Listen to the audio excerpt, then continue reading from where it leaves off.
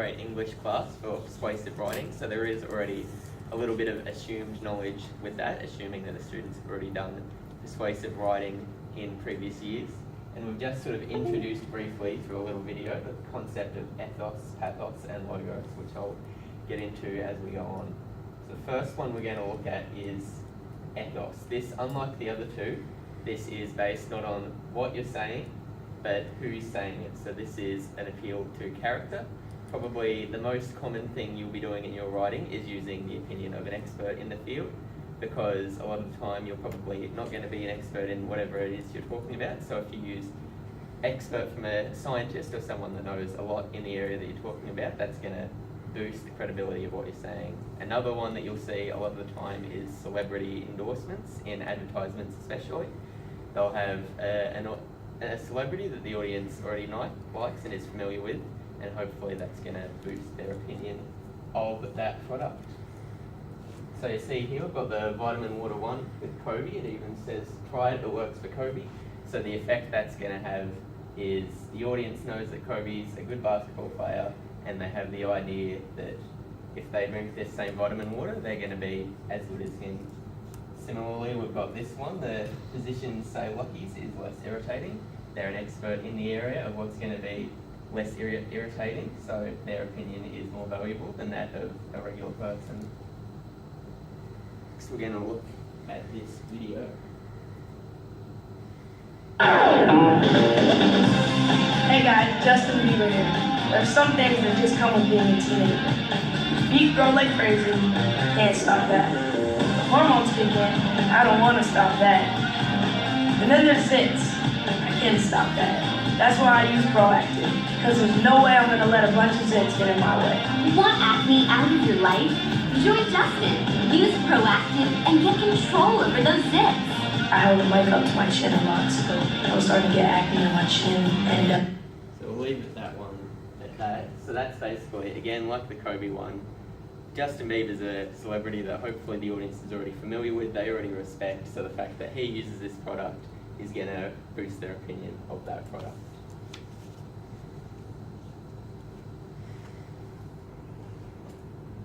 Next we're going to look at logos. This one is basically logic. So it's facts and statistics, anything that you use in your writing to make your opinion seem objectively true. So yeah, facts, statistics, if you're citing research or references, anything like that, that's going to make it seem true as opposed to an opinion. You see here we've got the smoking ad. It's a little hard to see because of the projector. But all the way down the side there, it's listing a bunch of different side effects of smoking, which obviously the reader would prefer not to have, so they, in their mind, know that not smoking is better than smoking. Also, I've got the dentist one here saying that 90% as effective as professional dental cleaning. Again, that's a figure, an objective fact that they can look at and say that is how much better this toothpaste is than the alternatives.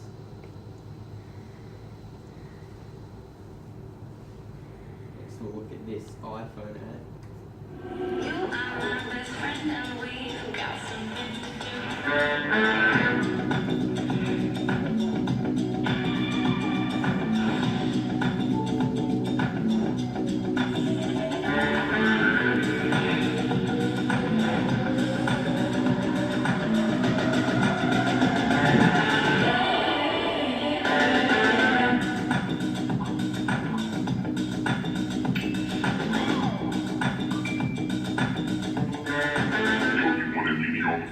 Yeah. Yo, you wanna meet me in the lounge? Yeah. Yo, you wanna meet me in the club? Yeah. Yo, you wanna meet me downtown? Okay.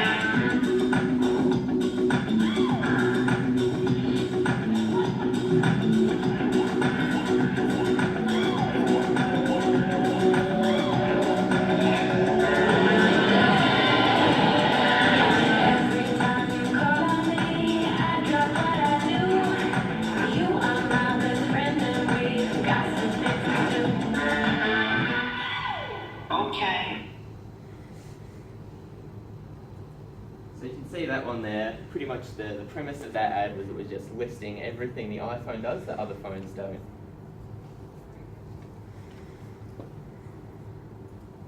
The last one we're going to look at is pathos, and this is an appeal to emotion. a lot of the time you'll see in ads they'll have a positive emotion, and the idea there is that they're hoping you're going to link that positive emotion with the product or whatever it is they're selling. Alternatively, negative emotions are going to be used as the alternative for that product. So you see here, I've got an example of both. This UNICEF ad, "He's starving, we're not." It's quite emotional. You realise it sort of incites guilt in the reader and the audience, and it makes you want to share your money and hope for they're not going to be starving. And on the other side, we've got this Coke ad. It says, "Open a Coke, open happiness." So it's saying that opening a Coke is the same as opening happiness, and you're going to be happy if you drink a Coke. A video version of that Coke ad here.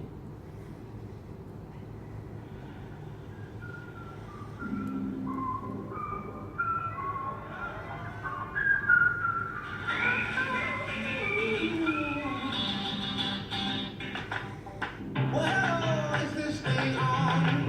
Is anybody listening? A brand new day has begun. The first thing that I want to do, make sure that you feel it too. So I'm not the only one. Come on, let's be honest, let me say, oh, you don't want to be yesterday. So I can be someone, so I can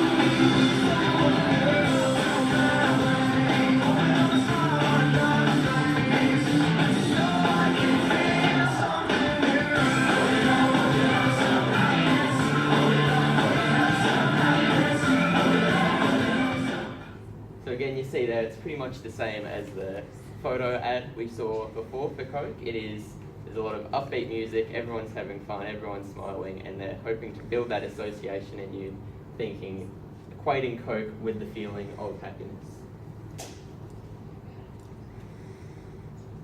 Next, what we're going to do is I'm going to show you a couple of other ads, and I'm going to get you to see if you can tell me what it is that they're doing in each sort of category. Most of them won't have, some of them will have things from multiple categories, but most of them are just going to have one.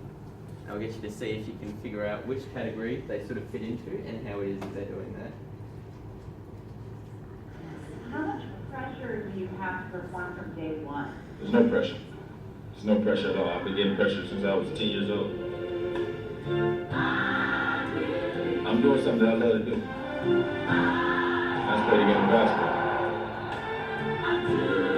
Y'all like to watch me play basketball. It hasn't kicked in yet to what I'm getting myself into. I'm not going to guarantee no championship. I tell you that.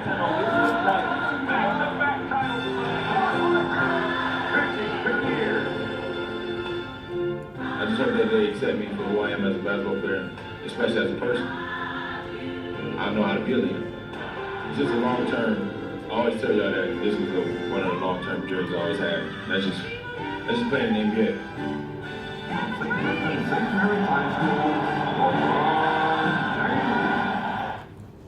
So who can tell me which category that fits into? Is that logic? Is that emotion? Or is that based on your opinion of the person saying it? Yep, that'd be it, ethos. So that's because, again, like the ones we looked at before, he's LeBron James, famous basketballer, he's endorsing Nike, and that means that his endorsement, as opposed to the endorsement of any other one else, is going to be more valuable than other people. So I've just been given a 60-second thing, so I will just sort of go briefly what would have been the rest of it. I'll go through a few other ads just like that, and yeah, it'd be explaining how it is that each one fits into each category. And then the last 20 minutes or so of the lesson would be writing their own sort of advertisements, one of each category. Thank you for listening.